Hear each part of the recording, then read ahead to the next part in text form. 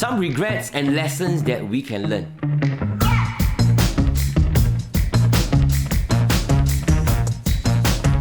Recently, I was surprised to see this message from an old client. And he was regretting not taking up the first choice property investment that I proposed a few years ago.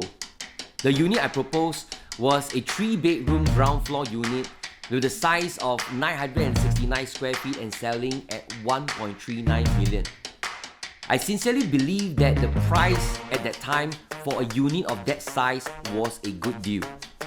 It was meant to be an investment unit as they have already secured another property for their own stay.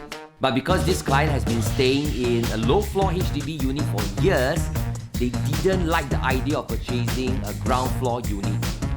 They allowed their own past experiences to shape their decision-making process. So at the end, they forgo the ground floor unit proposal I gave and bought something else. That investment unit they eventually bought did well. I believe it's still profitable. However, it did not perform as well as the ground floor unit I proposed. So for curiosity, I checked out that ground floor unit I proposed and found a similar size unit had been transacted at 1.7 million. Easily $200,000 to $300,000 in profits if they purchase it.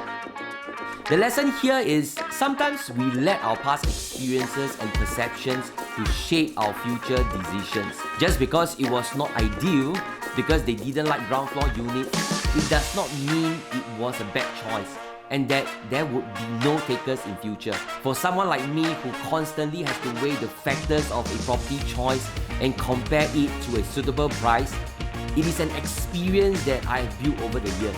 It is not a skill I picked up overnight, but I learned from analyzing hundreds of transactions. How about my own lesson from here? Perhaps I could have been more pushy on the ground floor unit choice. I could have tried more ways to encourage them to make the purchase. But the truth is, I don't believe in being pushy because it's simply not my style. I would rather do my best to educate them on the pros and cons and giving them the space to think about it.